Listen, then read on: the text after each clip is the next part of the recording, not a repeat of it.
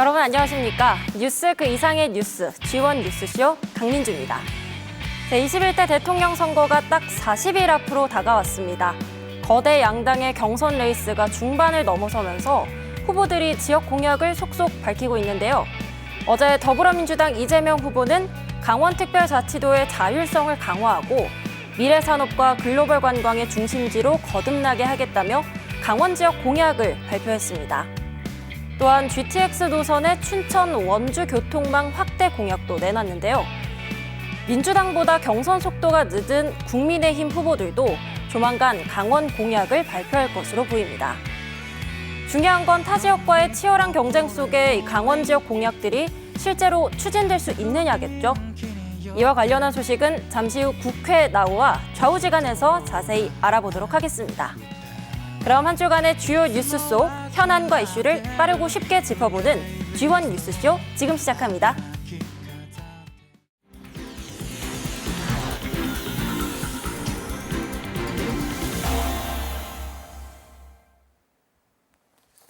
네, 이번 순서는 궁금한 정치권 소식 알아보는 국회 나우 시간입니다. 국회 연결해서 자세히 들어보죠. 김도환 기자. 네, 국회입니다. 네, 요즘 경선 열기가 뜨겁습니다. 국민의힘은 후보를 4명으로 압축해서 1대1 토론회를 열고 있죠.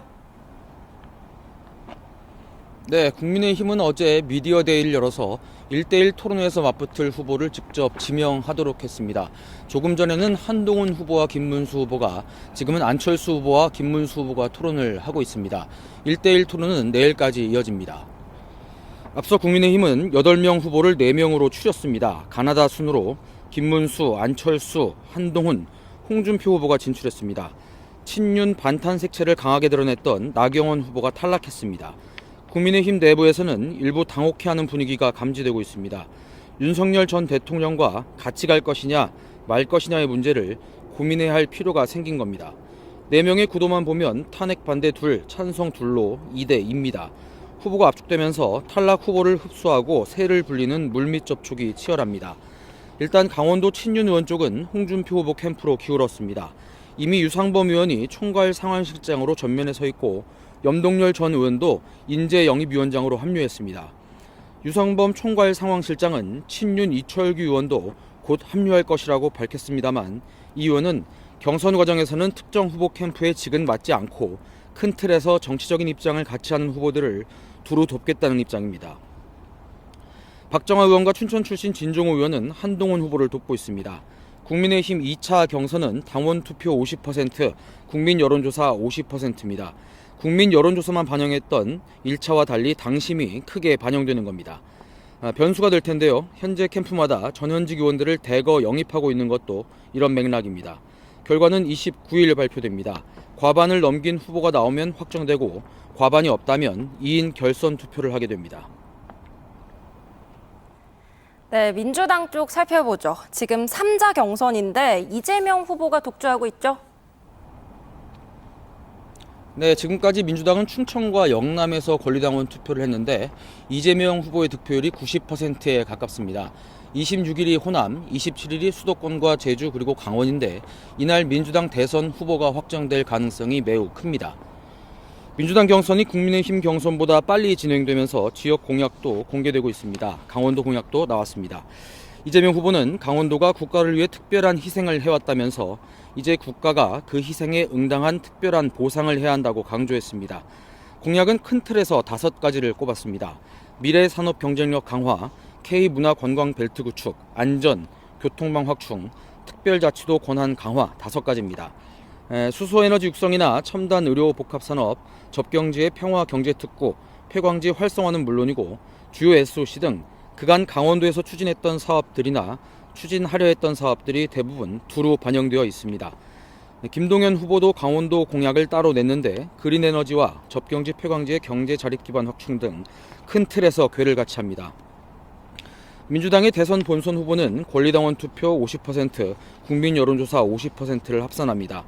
최종 합동 연설회가 앞서 말씀드린 대로 27일입니다. 강원도는 제주와 함께 수도권과 묶여 있어서 조금 섭섭한 기분이 들기는 합니다만 본선 때는 조금 달라지지 않겠나 싶습니다. 네, 그럼 끝으로 김 기자가 바라본 국회에서 본 날씨 전해주시죠. 네, 봄 날씨 변덕이 아주 심합니다. 이렇게 화창하다가도 갑자기 흐려지고 또 비가 내리기도 합니다. 정말 예측하기가 어렵습니다.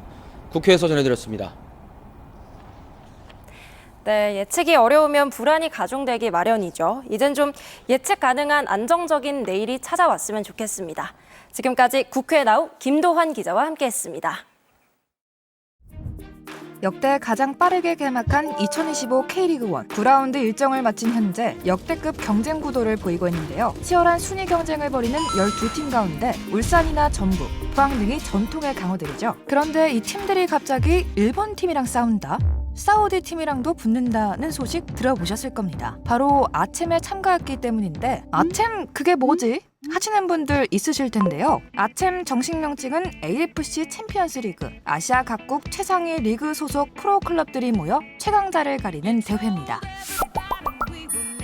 축구에는 크게 두 종류의 대표적인 대회가 있습니다. 하나는 국가대표팀이 출전하는 월드컵 같은 국가대항전, 다른 하나는 클럽 팀들끼리 겨루는 리그와 컵대회입니다. 아챔은 두 번째, 아시아 각국의 프로팀들이 참가해 아시아 최강 클럽을 가리는 대회입니다. 예를 들어 한국의 강호, 전북현대, 울산현대, 강원FC 같은 팀들이 일본의 요코하마, 사우디의 알힐랄, 중국의 산동 타이산 같은 각국 리그 최강팀과 정면 승부를 펼치는 거죠. 그런데 이 대회 우리도 나가고 싶어요 한다고 나갈 수는 없습니다. 아챔은 단순히 리그 성적만 좋아서는 안 됩니다. 홈 경기장, 유소년 시스템, 재정 건전성 등 피파 기준에 따라 클럽 라이센스를 취득해야 하죠. 실제로 2017년 전북 현대는 리그 상위권이었지만 라이센스 문제로 출전이 불발된 적도 있습니다. 즉 실력뿐 아니라 구단 운영도 모범적이고 재정도 튼튼하고 인프라도 갖춰야 비로소 아챔 출전이 허용되는 겁니다. AFC는 이런 기준을 종합해 국가별 출전 팀 수까지 결정합니다.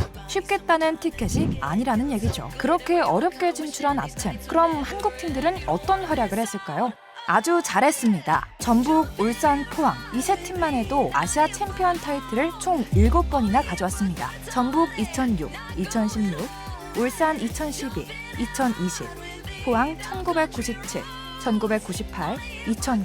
게다가 수원, 성남, 부산 등 다른 팀들까지 합치면 한국 클럽은 총 12번이나 아시아 챔피언에 올랐습니다. 한국은 아시아 무대에서 전통의 강호로 통했죠. 하지만 최근 분위기가 달라졌습니다. 2024-2025 시즌부터는 대회 명칭이 AFC 챔피언스 리그 엘리트로 바꿨고 이로 인해 참가팀 수와 진입 조건 등이 더욱 엄격해졌습니다. 참가팀은 단 24개, 동아시아 12팀, 서아시아 12팀, 진입 장벽은 더욱 높아졌고 경쟁은 그 어느 때보다 치열해졌습니다. 한국은 이번 시즌 울산, 포항, 광주 세 팀이 진출했지만 예전처럼 여러 팀이 나가는 건 이제 어려워졌죠. 리그 성적, AFC 클럽 랭킹, 철저한 클럽 기준 이 세 가지를 모두 갖춰야만 진출이 가능합니다. 지난 시즌 역대 최고 성적을 거두며 K리그1 준우승을 차지한 강원FC는 2025-2026 아시아 챔피언스 리그 진출권을 따냈는데요. 하지만 최근 홈 경기를 두고 춘천시와 강원FC가 갈등 끝에 가까스로 봉합됐습니다.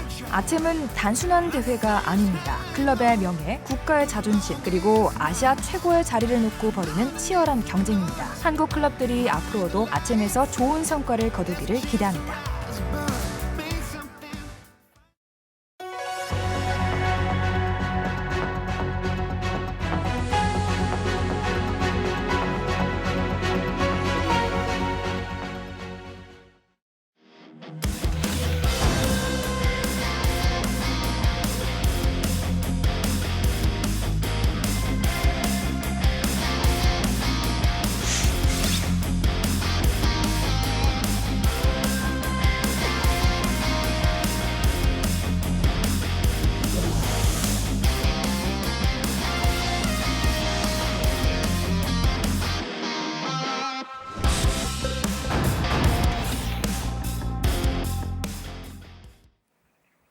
지원 뉴스쇼 함께하고 계신 지금 시각 6시 53분 지나고 있습니다.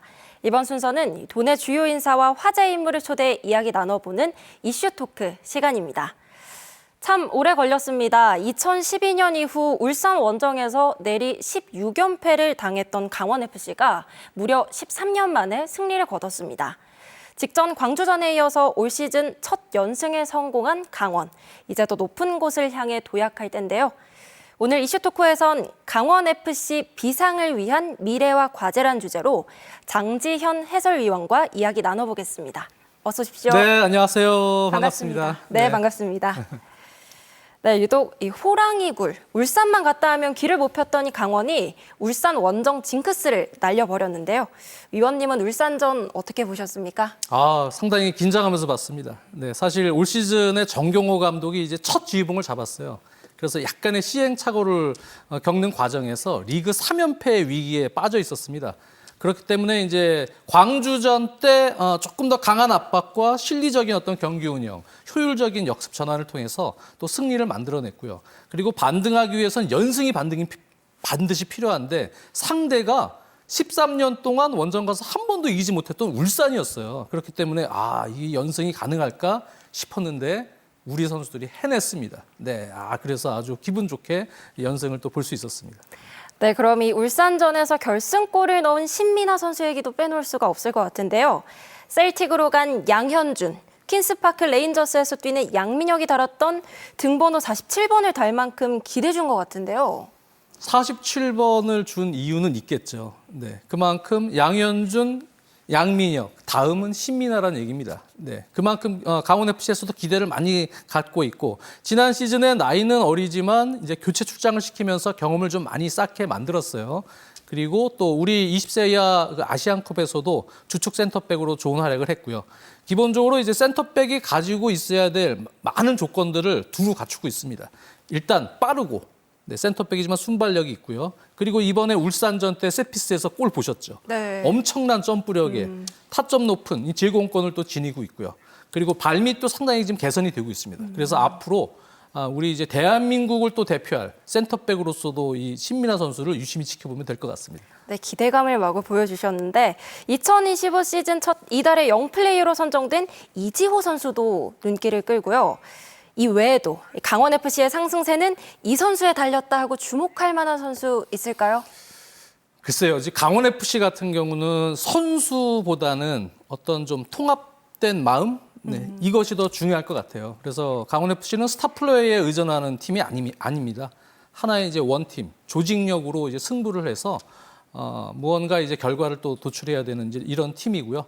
또 역시 팀 창단 모토였던 그레이트 유니온. 네, 영서와 영동을 또 하나로 화합하는 이런 이제 도민 화합의 어떤 기치를 달고 들어온 팀이기 때문에 전체적으로 이제 이 스포츠팀 강원FC를 통해서 하나의 원팀 또 도에서는 또 영서 영동 하나가 돼서 스포츠가 사실 그거를 해줘야 될 매개체거든요. 네, 그거로서 이제 하나의 마음으로 또 응원을 많이 해줬으면 하는 바람이죠. 어떤 주목할 선수를 따로 지정하기는 개인적으로 싫습니다. 네, 너무 좋은 말씀 해주셨습니다. 사실 강원이 지난 시즌 역대 최고 성적을 기록했지만 윤정환 감독과 양민혁 등 주축 선수가 빠지면서 좀 우려가 있었죠. 물론 시즌 초반이긴 합니다만 지난달 9일 전북전 승리 이후 3경기 연속 무득점, 3연패로 공격이 잘 안 풀리다가 첫 연승을 거뒀는데요. 이 상승세를 이어가기 위해서는 강원FC에게 뭐가 좀 필요하다고 보시나요? 강원FC 같은 경우는 일단 정경호 감독이 이제 새로 바뀌었는데 정경호 감독이 전술적 아이디어가 상당히 많은 감독이에요. 그러다 보니까 이제 리그 초반에는 여러 가지 형태를 한번 해봤어요. 1차 빌드업도 아주 다양한 패턴으로 한번 운영을 해보고 우리가 경기를 주도하는 형태로 한번 운영도 해봤는데 사실 이제 선수단의 파악이나 어떤 또 팀 내 어떤 전체적인 성향을 파악하는 단계에서 연패도 또 이어지고 있고 하는 좋지 않은 상황에서 이 팀이 일단은 이제 승리를 하기 위한 어떤 선택을 하는 데 있어서 이런 방향성은 좋지 않다라고 아마 감독이 빠르게 판단한 것 같아요. 그래서 광주전, 심지어는 그 이전 경기부터 사실 시작이 됐지만 조금 더 앞에 외국인 선수 가브리엘 같은 선수도 빼고요, 과감히. 최병찬 같이 정말 많이 뛰고 압박도 열심히 하고 하는 선수들, 또 구본철, 김경민 이런 선수들처럼 그동안 기회를 많이 받지 못했지만 정말 의지를 가지고 열정을 갖고 많이 뛰고 또 빠른 전환을 통해서 효율적인 결과를 얻어낼 수 있는 그러한 전략으로 바꾼 이후부터 지금 성과가 나오고 있습니다. 그래서 앞으로도 강원FC는 선수단의 전적인 특성을 고려할 때 그런 좀 실리적이고 효율적인 어떤 그런 경기 운영을 통해서 결과를 내야 되는 그런 팀이 돼야 되지 않을까 싶습니다. 네, 뭐 아직 갈 길이 멀긴 하지만 이번 시즌 초반 K리그 1을 보면 그야말로 혼돈의 양상입니다. 뭐 한 경기 끝나면 순위가 확확 바뀌거든요. 올 시즌 K리그 1 관전 포인트를 좀 짚어주실 수 있을까요? 올 시즌은 저도 각종 매체에 나가서 올 시즌 K리그가 K리그 역사상 가장 춘추 전국 시대가 될 것이다. 그만큼 전력차들이 지금 거의 없습니다. 네. 그렇기 때문에 올 시즌 같은 경우는 한 골 차의 이 시속 게임이 계속 일어날 거예요. 그런 경기의 흐름에서는 가장 중요한 것은 결국은 버티는 힘입니다. 수비 밸런스가 제일 중요하고요. 강원은 그래도 수비 밸런스가 좀 상당히 좋습니다. 근데 그 과정에서 버티기만 하면 사실은 높은 순위로 올라가긴 힘들고 또 기회가 났을 때 골을 만들어낼 수 있는 결정력까지 필요하거든요. 그렇기 때문에 일단은 수비 밸런스를 잘 갖추고 그다음에는 찬스가 나왔을 때 집중력을 가할 수 있는 그런 마무리에서의 어떤 실력을 또 강원FC가 또 갖춘다면 충분히 지난 시즌만큼의 성과를 낼 수 있다고 좀 봅니다. 강원FC에 정말 실질적인 도움이 될 수 있을 만한 말씀을 많이 해주시고 있는데요. 그런가 하면 아시아 챔피언스리그 진출권을 따낸 강원FC가 홈 경기 개최를 두고 춘천시와 갈등을 빚다가 또 가까스로 합의를 했습니다. 이 과정에서 감정 싸움도 있었고 김병지 대표의 발언을 두고 춘천시 축구협회와 팬클럽이 사과를 촉구하기도 했는데요. 이 과정은 또 어떻게 보시나요? 글쎄요, 아무래도 이제 처음이다 보니까 아시아 챔피언스리그 처음 이제 나가는 상황에서의 시행착오에서의 약간의 또 잡음도 있고 서로 또 이해관계 속에서의 갈등도 생길 수 있다고 보여져요. 네. 근데 결국은 궁극적인 건 강원FC 아시아 챔피언스리그 다른 지역에서 하면 안 되지 않습니까? 강원도에서 해야 됩니다. 그래서 처음에는 이제 강릉 쪽이 아무래도 이제 전체적인 인프라, 특히 5성급 호텔이나 이런 부분도 FC에서 충족해줘야 될 요건 중에 중요한 부분이에요. 여러 가지 그런 부분에서 또 강릉 쪽에 그런 어떤 숙박 인프라나 이런 부분들 때문에도 그렇고 여러 가지 강릉 쪽으로 했다가 또 FC에서 공항과의 어떤 거리, 시간 이런 문제가 걸려서 또 춘천으로 이제 또 방향을 틀어서 빨리 접근을 해야 되는 방식이었는데 근데 이제 사실은 좀 촉박하게 다가왔죠. AFC의 개최지 제출 시한이 또 임박했었고 그 과정에서 또 춘천시하고 이제 빨리 강원FC 입장에서는 빨리 결정을 좀 해야 되는 상황이었기 때문에 좀 조급한 마음에서 또 여러 가지 부분 기자회견도 그런 식으로 또 이루어졌었고 그런 상황에서 또 그래도 춘천시 역시 마음은 다른 데서 하는 거는 강원도민이 사실은 너무 싫어하지 않겠습니까? 첫 챔피언스리그 경기를 춘천에서 할 수 있게끔 지금 협의가 잘 됐기 때문에 그래도 다행이라고 생각을 합니다. 네, 말씀을 너무 잘해주셔가지고 연신 고개를 끄덕이다 보니까 어느새 마지막 질문입니다. 끝으로 이슈토크에선 초대 손님이 선곡한 이야기 음악을 들으면서 마무리하는 시간 갖고 있는데요. 오늘의 주제, 강원FC 비상을 위한 미래와 과제에 딱 맞는 이슈토크 히트송 어떤 곡 선곡해 주셨나요? 저는 이제 강원FC도 이 강원도민이 정말 하나가 돼서 힘을 낼 수 있는 하나의 매개체로서 좋은 성적을 갖추길 바라고요. 그리고 지금 서민들의 삶도 상당히 빡빡하고 힘듭니다. 네. 힘내시라고 이 곡 선곡했습니다. 질풍가도. 와. 네, 힘내시길 바랍니다. 질풍가도 들으면서 마무리해보도록 하겠습니다. 강원FC는 300만 도민의 대화합을 의미하는 그레이트 유니온을 슬로건으로 창단했는데요. 지금 강원에게 가장 필요한 건 대동단결의 정신이 아닐까 싶습니다. 앞으로도 강원FC가 멋진 활약 펼치길 바라면서 오늘 함께해 주신 장지현 해설위원님 인사드리겠습니다. 오늘 말씀 고맙습니다. 네, 감사합니다. 비자발적으로 해고 상황에 놓인 근로자에게 일정 기간 급여를 지급해 구직 활동을 돕고 생활의 안정을 지원하는 실업급여. 1996년부터 시행되었고 올해 기준으론 한 달에 최대 198만 원으로 최저임금 월급의 실수령액 187만 원과 비교하면 더 받는 건데요. 그런데 최근 비정규직이 약 24만 명이나 증가했고 부정수급 사례가 잇따르면서 논란이 일고 있습니다. 지금 저보다 가짜니 어쩌니 때문에 좀 시끄러운데 가짜를 하면 안 되는 거 아니에요? 일단 안 좋은 일인 것 같고요. 아무래도 부정적인 방법으로 돈을 버는 거니까 그냥 일반적인 사기나 이런 것과 다름없지 않을까라는 생각이 듭니다. 일을 할 수 있는데도 그 실업급여를 받으려고 안 내는 사람도 있고 원래 월급보다도 더 나오는 경우도 있더라고요. 사실 실업급여라는 것은 노동자들이 직장을 잃었을 때 자신들과 가족들의 생계를 유지하기 위한 가장 기본적인 제도라고 생각을 합니다. 그렇기 때문에 실업급여라는 것은 물론 그런 부정수급이라든가 이런 여러 가지 문제가 있긴 하지만 그것으로 인해서 이제 그런 여러 가지 조건들을 이렇게 악화시키는 것은 오히려 사회적으로 훨씬 더 큰 해악을 불러올 수 있다고 생각하기 때문에 저는 이것이 일부 문제가 있다고 하더라도 이제 그것을 가지고 이 제도 자체를 흔들려고 하는 시도에 대해서는 상당히 문제가 있다고 보는 편이거든요. 지난해 실업급여 지급액은 12조 원을 돌파. 이에 일부 전문가들은 얼어붙은 고용시장을 원인으로 지목하고 있습니다. 여러 가지 원인을 얘기할 수 있지만 가장 근본적인 것은 고용 불안하고 소득 양극화입니다. 그러니까 단기 계약직이 늘어나고 비정규직이 늘어나니까 고용이 불안하고 그리고 소득이 적은 직장과 낮은 직장이 양극화되어 있고 그러니까 실업급여를 받는 사람들이 늘어날 수밖에 없고 비례적으로 부정수급하는 그 비율도 자연히 늘어나기 때문에 지금의 논란이 생기고 있는 거죠. 결국은 양질의 일자리를 늘리지 않으면 이 문제 해결하기 어렵고 단기간으로는 부정수급에 대한 문제를 대처하려면은 고용보험 수사관 등 부정수급을 찾아낼 수 있는 인력을 좀 확충하고 기법을 좀 더 세밀화하는 거 그게 좀 필요하죠. 노동자 측에선 실업급여 본래 기능인 수급자의 생계 유지와 재취업을 위해 혜택을 두려선 안 된다고 주장합니다. 불안정하고 단기적이고 계약직, 하청 이런 곳에서 일하시는 분들이 상당히 많습니다.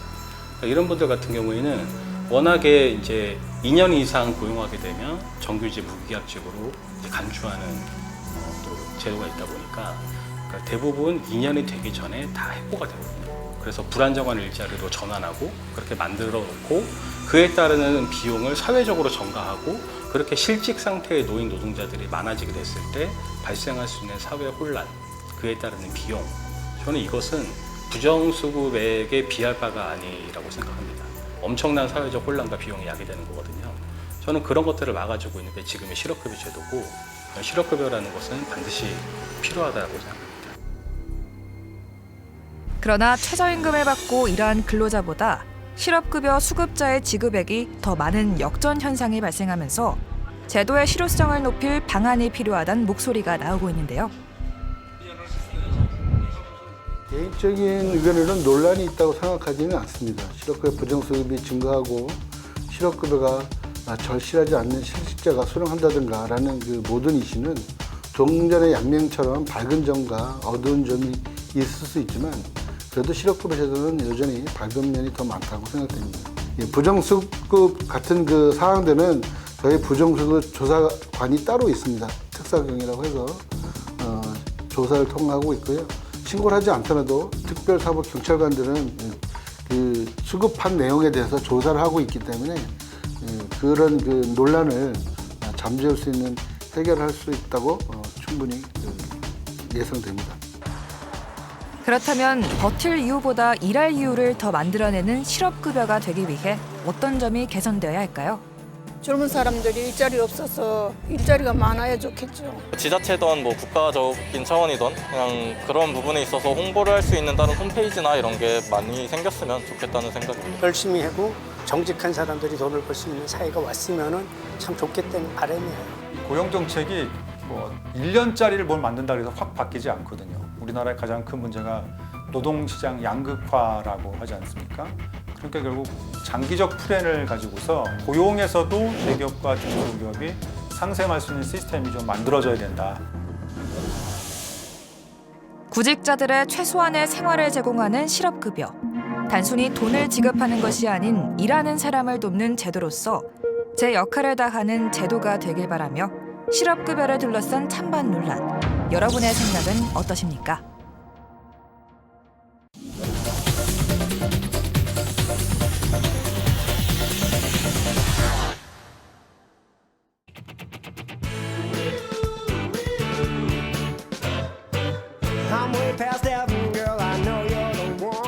한 주간 가장 핫했던 이슈를 골라 탈탈 털어보는 시사 토크.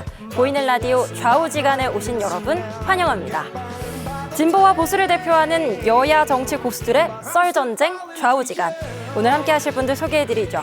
강원 중원의 젊은 피 윤민섭 의원, 강대규 변호사와 함께합니다. 어서 오십시오. 네, 반갑습니다. 반갑습니다. 네, 21대 대통령 선거가 40일 앞으로 다가왔습니다. 강원 지역에서도 이 대선 체제에 돌입한 발빠른 움직임이 좀 눈에 띄는데요. 오늘은 6.3 대선 D-40 강원도는 이란 주제로 두 분과 이야기 나눠보도록 하겠습니다. 네, 먼저 본격적으로 강원 얘기하기 전에요. 지난 화요일 국민의힘 경선 1차 컷오프 결과가 나왔습니다. 두 분의 총평 먼저 들어보도록 하겠습니다. 저부터 하고 싶은데 총평하기 전에요.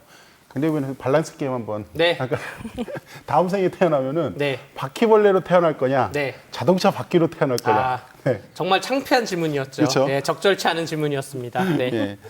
아주 핫했습니다. 이 대선, 여당의 그 한 달 전까지는 여당 아니었습니까? 여당의 대선 후보를 선출하는 과정에서 나온 질문이 바퀴벌레로 태어날 거냐, 자동차 바퀴가 될 거냐, 이 질문을 보고 정말 황당하고 저는 이게 무슨 화면이 조작됐나? 뭐 이런 생각까지 좀 들었어요. 가지고 너무 창피하고 좀 부끄러웠다는 얘기 먼저 드리고 싶고요. 그러니까 한 보수 언론 앵커께서는 이런 말씀도 하셨더라고요. 바퀴벌레도 우습게 볼 국힘의 대선 경선 과정이다, 이런 말을 했었고, 민주당의 이제 추미애 의원께서 좀 이제 더 세게 나갔는데, 뭐 바퀴벌레 잔치판이다, 뭐 이런 비판까지도 나왔는데, 이런 비판을 받아도 이상하지 않을 정도의 상황이었다, 좀 이 말씀 꼭 드리겠고요. 그리고 여기에서 끝났으면 되는데, 여기에 더해서 이제 홍준표 후보께서는 그 한동훈 후보한테 무슨 키높이 구두, 이거를 또 얘기를 하시고, 뭐 생머리냐 보정속옷이냐, 진짜 입에 담기도 힘든 그런 질문을 본인이 했다고 그러면 차라리 모르겠어요. 근데 청년들이 이런 질문을 했다, 이런 식으로 얘기를 하시는 거예요. 근데 이거는 요즘 청년들 이런 질문 안 해요. 뭐 이게 상대방 인신공격성 발언이나 이런 거 되게 안 하거든요. 근데 이건 정말 청년들을 좀 모독하는 그런 발언이었다, 이런 부분들이 먼저 얘기 드리고 싶고요. 네. 그래가지고 뭐 일단 전체로 봤을 때는 저는 한 병원에서 코미디 프로 보면서 자기들만 웃는 그런 잔치하는 거다. 한마디로 요즘 말로 대환장 파티였다, 좀 이렇게까지도 좀 표현을 하고 싶은 생각이 있고요. 근데 어쨌든 이제 과정은 좀 그런 문제점들이 있었고요. 그리고 이제 4강 결과가 나왔습니다. 이제 나경원 후보가 대부분 사람들이 이제 좀 강할 거다, 안철수 후보를 이길 거다, 이런 얘기를 했었는데 반전이 있었죠. 안철수 후보가 이제 올라가는 그런 약간의 이변, 좀 이런 부분들이 있었고요. 저는 좀 주목하게 보는 게 이제 한동훈 후보의 강세가 만만치 않을 것 같다, 이런 생각이 드는데, 대선 후보 후원금이 29억이나 되는데 11시간 만에 모았다는 거예요. 이런 부분들도 있고, 지금 뭐 마스토론도 지금 진행되고 있는데 이거를 4번 중에 3번이나 나가요. 그래가지고 앞으로 이 강세가 좀 어떻게 된 건지 이 부분에 대해서 좀 주목해서 보고 있습니다. 네.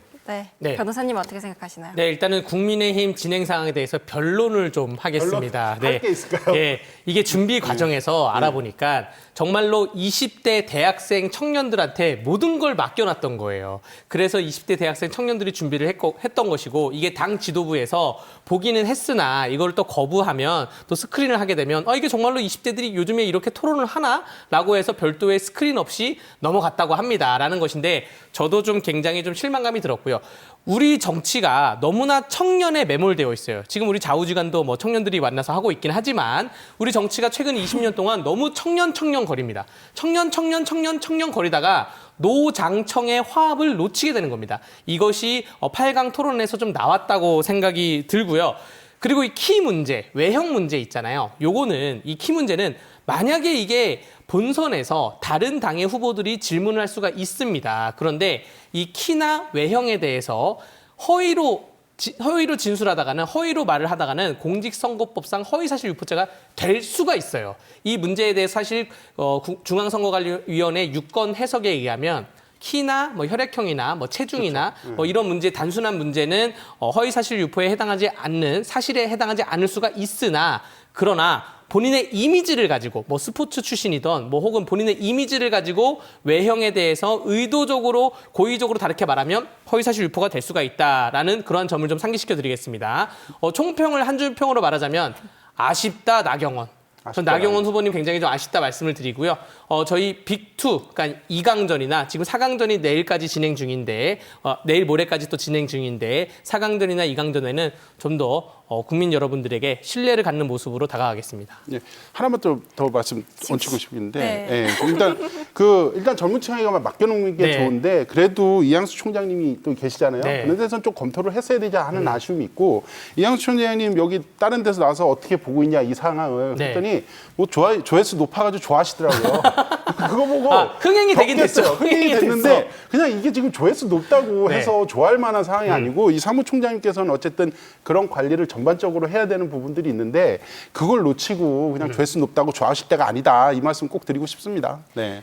네, 컷오프 당일엔 한덕수 권한대행의 대선 출마를 촉구하는 추대위가 출범을 했죠. 어떻게 보십니까? 짧게 부탁드립니다. 네, 한덕수 권한대행에 대해서 추대위도 있었고 또 어제는 한덕수 권한대행에 대해서 쓴 책이 나왔습니다. 지금 한덕수라는 책도 나왔어요. 또 다음 주에 트럼프 주니어가 트럼프 대통령의 장남이 한국을 방문하는데 한덕수 권한대행을 만날 것이냐, 어떠한 제스처를 취할 것이냐. 지금 정치권의 시계가 일단은 다음 주 초까지는 한덕수 권한대행에 맞춰가지고 돌아갈 것이다. 언론의 눈도 한덕수 권한대행의 움직임에 맞춰질 것이라고 생각이 됩니다. 네. 네, 저는 지난주에 한 주 평했는데요. 딱 그 상황이 나온 것 같아요. 국민의힘의 잠룡들을 아주 잠룡으로 만들었던 것 같아요. 왜냐하면은 이 시기도 참 아주 그냥 적절하게 해주셨죠. 아주 국민의힘에서 컷오프 발생되는 날 기자회견해서 물타기라고 그러나요? 뭐 이런 부분들이 좀 되는 것 같고요. 그리고 저는 여기 그날 이제 기자회견한 공동위원장 박성섭 전 덕산그룹 회장님을 좀 주목을 했었거든요. 근데 이분이 아주 전과가 화려하세요. 1997년도에 사기 횡령, 배임, 뭐 부정수표 단속법 위반, 뭐 이걸로 징역을 3년을 받으신 분이고요. 그리고 최근에는 2015년도에 뭐 조선대학교 뭐 채용 알선 혐의로 이제 검거까지 되시고 이런 분이시더라고요. 그러니까 한덕수 후보의 그리고 그 기자회견 사진 보면은 청년이 한 명도 없어요. 한 명 있어요, 한 명. 그리고 여성은 한 명도 없어요. 그러니까 한덕수 후보의 가장 단점이 좀 올드하시고 좀 이렇게 진부하지 않냐 이런 부분들이 좀 단점으로 부각되고 있는데 이 단점을 아주 부각시킨 기자회견이었다. 그리고 그걸 진두지휘하신 공동위원장도 굉장히 이런 분이 나와서 이런 걸 하는 거를 과연 국민들이 어떻게 봤을까 하는 생각이 좀 많이 드는 그런 기자회견이었습니다. 네, 일단은 네. 뭐 전가는 이재명 대표가 전가가 많고요. 이재명 대표. 네, 한덕수 네. 본인께서는 전가가 없다는 말씀을 드리고요. 지금 이게 국민의힘 아까 잡용 말씀하셨는데 네. 이것은 국민의힘이냐 민주당이냐 정의당의 싸움이 아닙니다. 우리 TV 토론의 이름처럼 좌우지간처럼 좌냐 우냐 이러한 움직임이 될 거예요. 그래서 국민의힘이 아니더라도 우 쪽에서 합쳐지는 모양새가 한덕수 권한대행 말고 다른 분들도 합쳐가지고 뭐 텐트를 친다는 말을 표현을 하잖아요. 그렇게 움직임이 가는 것이고요. 예전에 뭐 DJP 연합이나 또 노무현 정몽준이 손을 들었던 그러해서 승리를 갔던 그러한 길을 지금 우파가 가는 거라고 말씀드리겠습니다. 저는 전혀 그렇게 보지를 않고 있고 지금 탄핵 세력에 대한 부분들이 다시 모이냐 조금 흩어져서 모이냐 좀 이런 부분들이 있는 것 같아요. 네. 네, 8년 전 박근혜 전 대통령 탄핵으로 조기 대선이 치러졌던 점에서 이번 대선도 좀 같은 상황이긴 한데요. 분위기는 좀 다른 것 같습니다. 8년 전 강원 지역의 보수 진영은 좀 격렬하게 그 보수 표심이 좀 분산됐는데 이번에는 다르지 않을까요? 예, 일단 8년 전 상황을 조금 말씀드리면은 친박계로 김진택, 김기선, 이양수 이렇게 세 분이 계셨고요. 그리고 비박계로 권선동, 화영초 이렇게 두 분이 계셨어요. 근데 결과적으로는 이 두 분이 탈당을 하셨거든요. 근데 그 8년 전 상황을 다시 좀 이렇게 회귀해 보면은 저는 이 권성동 의원의 정치 여정이 지금 국힘이 이렇게 갈라지진 않고 안에서 싸우고 있다. 좀 이렇게 보고 있거든요. 권성동 의원 그때 어땠습니까? 박근혜 대통령을 탄핵시키는 탄핵 소추 위원장 국회 목소리 이렇게 하고 계셨어요. 그리고 나서 당내에서 친박의 권력 싸움에 다툼에서 좀 밀려가지고 탈당까지 하시고 바른정당 가셨는데 또 탈당하셔가지고 무소속으로 나와가지고 당선돼서 다시 국힘으로 가셨어요. 그러니까 야 이게 집 나오면 정말 고생이구나. 진짜 정말 춥구나. 이런 거를 너무 뼈저리게 느끼신 거예요. 그걸 다른 국힘 의원들도 다 본 거죠. 그러니까 야 이거 이번에는 집 나가면 안 되겠다. 탄핵을 하든 계엄을 하든. 그래서 지금 일단은 8년 전과 다르게는 지금 이제 분열이나 뭐 이런 거는 좀 안 되는 상황이다. 좀 이렇게 보고 있고요. 그 당시에 예방주사를 아주 세게 맞으신 것 같아요. 그래가지고 지금 분열은 안 되고 있는 상황인 것 같은데 지금 이제 지난 탄핵과 비교했을 때는 저희 득표력이나 뭐 이런 걸 좀 봤을 때는요. 그 당시에 이제 문재인 대통령이 홍준표 후보를 4% 차이로밖에 이기지 못했어요. 예, 그러니까 강원도는 그럼에도 불구하고 이제 보수세가 아주 강한 부분들이 있는데 그 당시에 중요하게 봐야 될 게 안철수 후보하고 유승민 후보가 한 30% 정도의 득표력이 있었습니다. 그러니까 이 30%는 저희는 중도층으로 보고 있는 거예요. 근데 이번 선거는 세 가지 요인 때문에 중도층이 보수를 선택하지 못할 거다. 좀 이렇게 보고 있습니다. 첫 번째는 계엄으로 인한 선거이기 때문에 아무리 중도층이라고 해도 이 계엄을 일으킨 세력에게 다시 표를 주기는 굉장히 어렵다. 이렇게 보고 있고요. 윤석열 전 대통령 반성이나 뭐 이런 메시지 전혀 없었습니다. 이런 것도 작용을 했을 것 같고요.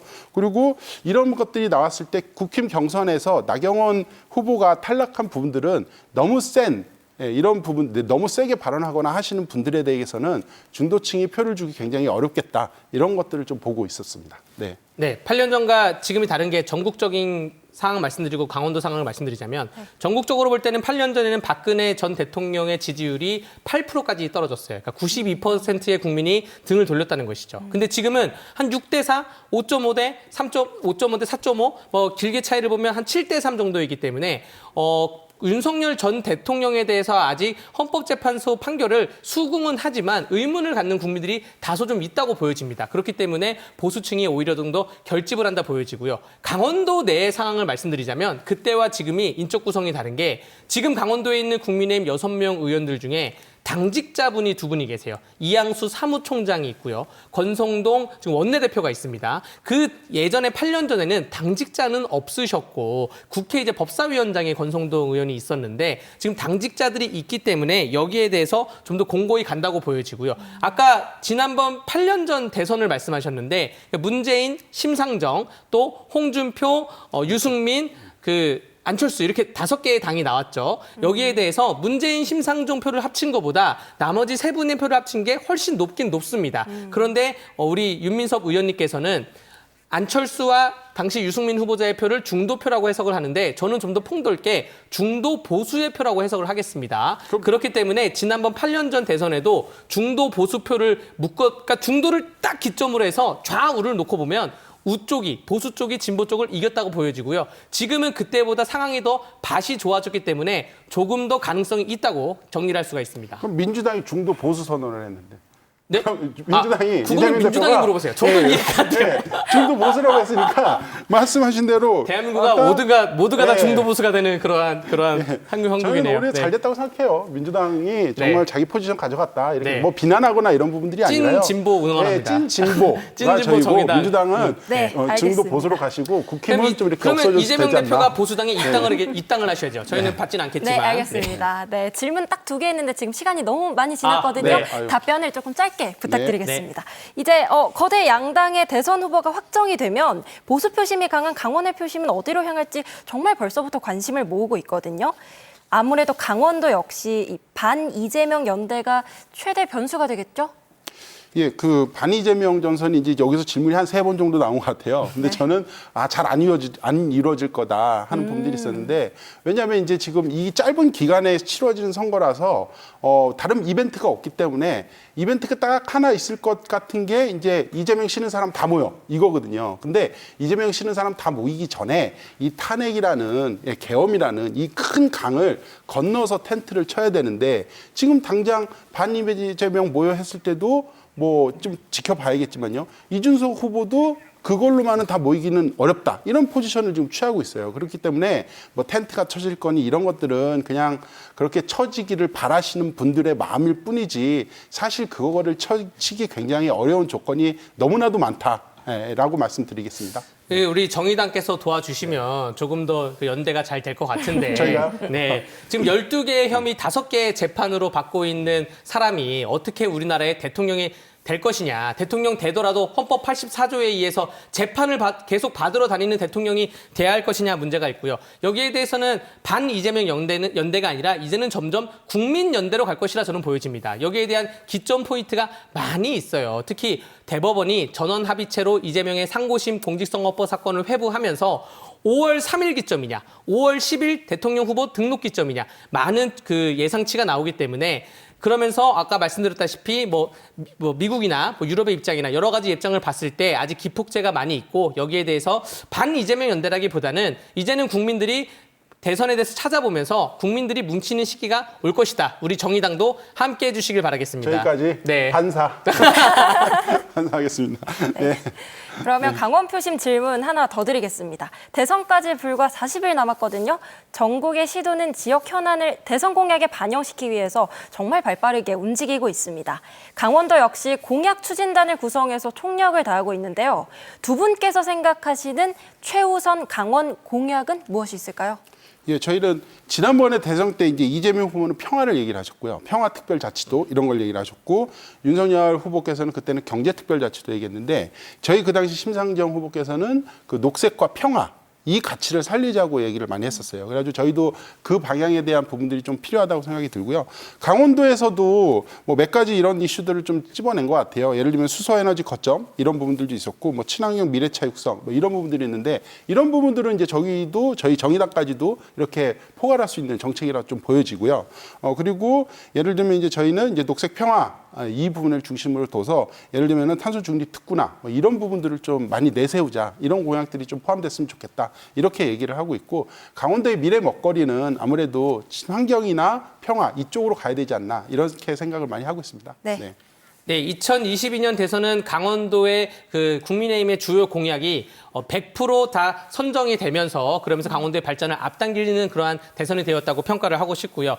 뭐니 해도 가장 중요한 거는 SOC죠. 강원도의 주축 사업을 발전하기 위해서는 도로가 뚫리고 기차가 뚫리고 교통 환경이 가장 중요하다고 말씀을 드리면서 강원특별자치도 법에 개정을 앞으로 할 것 중에 거부당한 게 있습니다. 예를 들어서 국제 학교 유치 같은 경우에는 교육부에서 이건 좀 난해하다. 제주도에는 국제학교가 있지만 강원도 난해하다 하고 해서 거부했는데, 전라북도 특별자치도법에 국제학교가 들어갔어요. 교육부가 안 된다고 했는데, 그렇기 때문에 강원도가 다시 한번 힘을 내가지고 강원도 특별자치도법에서 정부로부터 거절당한 것들 중에 선점을 해야 되고, 이것이 공약으로 최우선으로 가야 된다. SOC와 강원특별자치도법을 말씀드리겠습니다. 네, 차기 정부가 이렇게 좀 강원 지역의 공약을 국정 과제로 관리한다면 얼마나 좋을까요? 그러기 위해서는 다른 지역과의 경쟁에서 좀 우위를 차지해야 할 텐데 어떤 노력이 필요하다고 보시나요? 일단 객관적인 상황은 조금 불리한 건 맞는 것 같아요. 왜냐하면은 그런 거를 이제 제안하고 하려면은 시간이 좀 길어야 되는데, 지금 대선 기간이 워낙 짧은 부분들이 있고요. 그러다 보니까 이게 이제 지자체 입장에서도 서둘러야 되는 부분들이 좀 있어요. 예, 그래가지고 좀 객관적인 상황이 어려운데, 뭐 상황 어렵다고 그냥 손 놓고 있을 게 아니라, 저는 좀 이런 부분들 뭐 불가능할 것 같지만요. 이런 상황, 이런 것들 좀 했으면 좋겠는데, 이제 각 당에서 이제 공동 의제로 채택을 하는 거예요. 예를 들면 이견이 없는 것들. 예를 들면은 국힘에서 정의당까지 이견 없는 것들이 뭐 많지는 않겠지만 그래도 있을 수 있거든요. 네. 이런 부분들은 국힘에서부터 민주당, 뭐 정의당까지 다 공동으로, 야, 우리도 이거 넣었다, 이렇게 해가지고 뭐 같이 모여서 발표하기는 어렵겠지만 각 당에서 발표를 하는 거예요. 이거는 당들 이견 없고 정말 해달라, 이런 부분들 좀 발표를 했으면 좋겠고요. 뭐 예를 들자면은 뭐 춘천에 이제 나여지는 이제 GTX B 사업, 이게 이제 돈이 굉장히 많이 드니까 이건 지자체에서 할 수 없다, 이거는 국가에서 좀 해줘라, 이런 부분들은 뭐 각 당에서 이견이 없을 것 같아요. 이런 것들을 먼저 이렇게 좀 내세웠으면 좋겠다 하는 생각이 들고요. 이견이 없는 것들. 그리고 이견이 있는 거는 뭐 치열하게 선거 현장에서 선거 뛰면서 이렇게 뭐 토론도 해보고 해야 되는 부분들이 있을 것 같고요. 그리고 각 지자체에서도 지금 한 5개월 정도 별도의 TF를 좀 만들었으면 좋겠어요. 예. 예를 들면 이제 춘천 같은 경우에는 벌써 이제 4개 분야나 13개 공약을 이제 발표를 했거든요. 예. 이런 식으로 각 강원도의 각 지자체에서도 TF를 만들어서 우리가 국정과제로 넣어야 될 게 뭔지, 예, 전략적으로 이런 것들을 좀 판단을 해서 빨리 이슈화를 시키자, 예, 이런 부분들을 좀 했으면 좋겠다, 이런 생각이 많이 들었습니다. 네. 네, 그 2022년 대선에서는 윤석열 전 대통령이 강원도에 대한 향수가 있어가지고 강원도를 자주 오기도 했고, 그러면서 대화가 통하면서 공약이 많이 반영이 됐습니다. 대선 후보들이 강원도를 자주 오게 먼저 해야 됩니다. 근데 제가 아까 나경원 아쉽다라고 했던 것이 작년에 있었던 국민의힘 전당대회에서 유일하게 강원도를 방문한 후보가 나경원 후보였어요. 근데 강원도에 애착이 있는 분인데 네, 안 돼서 아쉽다는 말씀 먼저 드리고요. 양 당에서 혹은 새 당에서 대선 후보들이 일단은 강원도를 많이 오게 얼굴을 봐야지 좀 대화가 통하고 직접 현장을 가야지 애로사항이 뭔지 알 수가 있습니다. 많이 오게 하는 것이 타 지역 경쟁에서의 우위다라고 말씀드리겠습니다. 네, 공감합니다. 좀 많이 와가지고 많이 봐야 돼요. 많이 봐야 돼요. 네. 그런 건데. 지금 말씀해주신 것과 좀 이어지는 맥락인데요. 일각에선 좀 우려가 있더라고요. 대선 결과에 따라서 윤 전 대통령이 약속한 강원도 공약이 좀 동력을 잃을 수도 있다라는 우려가 있는데 좀 두 분도 그렇게 보시나요? 네, 동력을 잃지 않기 위해서는 정권이 유지가 돼야죠. 윤석열 대통령의 특징이 뭐였습니까? 좋아, 빠르게 가! 해가지고 정말로 많은 것들이 절대 농지가 해지되면서 건물이 올라가고 막 도로에 대해서 예타 면제하고 이게 정말 윤석열 대통령의 성격에 비롯된 또 강원도에 대한 향수에 비롯된 것인데 이 동력을 계속 이어가려면 특히 오색 케이블카에 대해서 계속 설치를 하고 이어가기 위해서는 윤석열 대통령의 그런 정당이 품었던 정당이 정권을 유지하는 것이 가장 큰 방법이라고 말씀드리고요. 뭐 간략하게 말씀드리자면 아까 GTX 말씀하셨는데 GTX를 처음 도입한 사람이 김문수 후보자가 경기도지사일 때 도입을 한 것입니다. 그리고 유상범 강원도 의원 같은 경우 지금 홍준표 캠프에서 선대 총괄 본부장을 하고 있어요. 이미 각자의 유수한 후보들에게 많은 이야기를 하고 있는데 이것이 이어나가면 윤석열 정부에서 했던 공약들이 동력을 이어갈 수가 있을 겁니다. 네. 예, 윤석열 대통령 너무 아까 이제 가 그냥 너무 빨리 가가지고 그래서 임기도 그렇게 빨리 가신 것 같다는 생각이 너무 들어가지고 너무 다행이라는 생각이 들고요. 저는 일단은 솔직히 말씀드려가지고 윤석열 대통령이 돼가지고 뭐 그렇게 크게 바뀌거나 크게 이렇게 추진된 게 그렇게 많지 않아요, 사실. 예, 왜냐면은 윤석열 대통령 공약집에 있는 거가 한 6개 정도 되는데 대부분 경제특별자치도 이거는 뭐 어느 후보가 됐든 간에 추진이 될 수 있었던 상황이 분명해요. 이런 부분들이 있고. 그리고 교통망 확충은 솔직히 그 보수정당 양당은 비슷합니다, 공약이 사실. 예를 들면은 뭐 영월 삼척, 영월 삼척 이건 이제 예타 통과돼서 다행이긴 한데 뭐 이런 부분들은 꼭 국힘 후보에게만 있는 게 아니고 민주당 후보에게도 있었던 부분들이 있고요. 광역철도나 이런 부분들은 다 같이 들어있는 공약입니다. 그래서 뭔 특별하게 이렇게 윤석열 대통령이 됐다고 해서 더 빨리 된 게 뭐 과연 있나 이런 부분들이 있는데 오색 케이블카 이제 얘기를 많이 하시는데 케이블카 전국에 한 40개 정도 있거든요. 근데 앞으로 20개 정도 더 짓다는 거예요. 그러니까 정말 강원도만을 위해서 저는 케이블카 반대를 하지만 정말 강원도만을 위해서라면은 오색 케이블카 잘 되게 요것만 지어주고 나머지는 좀 안 지어줘야 되는데 이거는 요청하는 데는 다 들어주는 거예요. 이게 과연 그냥 무슨 강원도만을 위해서 뭘가 빨리 추진했다? 저는 그렇게 보이지는 않습니다. 그러면 한 가지만 차별성 있는 거 하나 말씀드리겠습니다. 윤석열 정부에서 추진했던 의대 정원 확대 문제. 제가 변호사 된 지 지금 한 9년 차인데 제가 공부를 할 때만 하더라도 춘천의 변호사가 한 20명 남짓이었어요. 그다음에 변호사 수를 확대 늘려서 선발하니까 지금 춘천시 변호사가 60명이 넘어갔습니다. 그래서 우리 시민들이 법률 서비스를 가까이 할 수 있는 접근성이 확대가 됐는데 윤석열 정부에서 의대 정원을 늘리면 어떻게 되겠습니까? 의사들의 전체적인 파이가 늘어나면서 우리 강원도의 의료 서비스가 굉장히 만나기 어려운 접근성이 저하된 곳에 의사들이 뿌려지지 않겠습니까? 그렇기 때문에 이러한 것도 그 성장 동력 윤석열 정부의 의대 정원 확대가 차별성이 있다고 보여지고요. 이러한 동력을 상실하지 않기 위해서는 정권이 유지가 돼야 된다고 생각을 합니다. 의대 정원 얘기를 조금 하고 싶어가지고요. 왜냐하면 의대 정원 늘리는 거 저는 100% 공감합니다. 근데 그 방식이 그 방식이 너무 잘못됐어요. 왜냐면은 한덕수 대행 지금 하고 계시잖아요. 예전에 어땠습니까? 응급실 뺑뺑이 돌면서 사람 진짜 그 구급차 안에서도 이렇게 돌아가시는 분이 발생을 하는데 추석 앞두고 그런 사태 없다. 지금 잘 되고 있다. 이런 포지션을 취해서 문제입니다. 이 의대 정원 늘려야 되는 건 공감을 하는데 그 방식이 너무 맞지 않았다. 이 말씀 좀 말씀드리고 싶어요. 그 방식이 잘못된 게 정부의 추진 때문에 잘못된 겁니까? 수업을 거부하는 의대생들 때문에 잘못된 거 아닙니까? 그것도 저도 공감을 하는 부분들이 있는데 그럴 때 이제 밀당을 좀 잘 했어야 되는데 이게 좀 너무 협상을 좀 해야 된다. 협상이나 이런 부분들을 잘 못한 것 같아요. 그 부분은 일부 인정하겠습니다. 네, 아주 치열하게 잘 싸워주고 계십니다. 대선을 앞두고 강원 정치권도 분주한 모습이죠. 두 분은 이 조기 대선에서 강원 정치권의 역할 어때야 한다고 보십니까? 네, 일단은 먼저 말씀하시죠.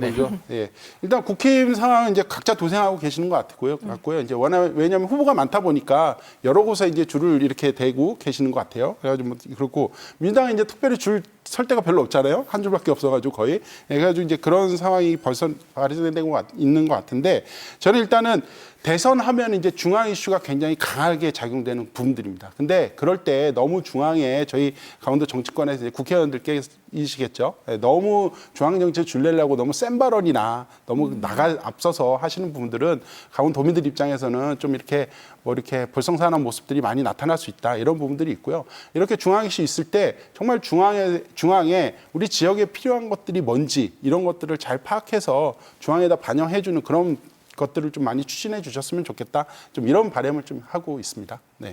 네. 2022년 대선 같은 경우에는 강원도의 의원들이 약간 바로미터 역할을 했습니다. 가장 먼저 윤석열 당시 후보자에 대한 지지 선언을 했어요. 이양수 의원도 그랬고 뭐 권성동 의원, 이철규 의원, 유상범 의원이 가장 먼저 지지 선언을 했는데 지금은 약간 주춤한 모양새입니다. 일단은 이양수 의원과 권성동 의원 같은 경우에는 당직자이기 때문에 어떠한 캠프에 들어갈 수 없는 입장이고요. 그러한 와중에 유상범 의원 같은 경우에는 홍준표 캠프에서 활동을 하고 있고 이철규 의원 같은 경우에는 홍준표 캠프에서 이철규 의원은 우리와 함께 한다라고 말을 했지만 당직 그 캠프에 대해서 인선 발표까지는 하지 않은 그러한 양상입니다. 이러한 와중에 우리 윤민섭 의원의 말에 좀 굉장히 동의를 하는 게 한쪽에 너무나 매몰되면 다른 쪽에 표를 못 얻을 수가 있어요. 자, 2022년에는 정말로 이 양상이 윤석열 당시 후보자가 지지율이 월등히 높았기 때문에 글로 신속하게 간 것으로 보여지고요. 지금은 국민의힘 경선은 그 수치를 공개 안 하고 있습니다. 그 4명의 빅4 선정된 분들 중에서 누가 1등, 2등, 3등, 4등인지 또 그 간극은 얼마인지 공개를 안 하고 있어요. 민주당 같은 경우에는 공개를 하고 있죠. 거의 9대1 수준이 9대 0.5 대 0.5 수준이 나오고 있는 것인데 이렇게 수치가 공개되지 않은 상황에서 너무나 과도하게 한 캠프에 매몰되다 보면 나중에 의가 상할 수가 있어요. 그러니까 의상하지 않게 좀 이렇게 의상하지 않게 어떠한 한도 내에서 잘 해주십사 말씀드리고요. 그리고 좀 이랬으면 좋겠습니다. 아까 말씀하신 것처럼 강원도당끼리 정책 공약에 대해서는 협조할 거는 협조하고 아까 개별 차별성을 둘 거는 또 차별성을 두고 이러한 과정을 좀 거쳤으면 좋겠다라는 것이고 이런 것도 했으면 좋겠어요. 그 강원도 그 TV 토론회를 중앙에서만 하잖아요. 당 후보자들이 왔을 때 합동 토론회 하자. 뭐 국민의힘, 민주당, 정의당 후보들 다 왔을 때 여기서 현장에서 합동 토론회 한번 해보자. 우리 강원도 도민들 앞에서 이런 것도 좀 획기적으로 기획을 하면서 강원도의 발전을 앞당겼으면 좋겠습니다. 네, 그럼 끝으로 좌우지간. 오늘의 주제 63대선 D-40 강원도는에 대한 두 분의 한 줄평 다시 돌아와서 들어보겠습니다. 네, 이번 대선의 바램까지 포함해서 한 줄평 오늘 하겠는데요. 네, 보수 텃밭 강원 바꿔봅시다입니다. 이상입니다. 끝.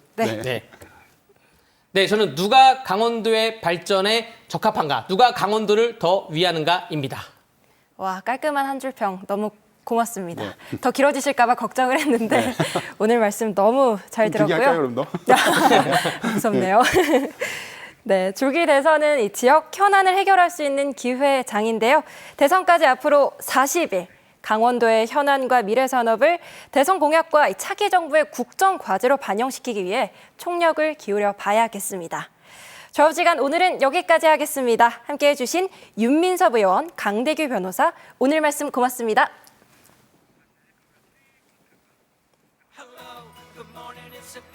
네, 뉴스 그 이상의 뉴스, G1 뉴스쇼. 오늘 저희가 준비한 소식은 여기까지입니다. 편안한 저녁 시간 보내십시오. 고맙습니다.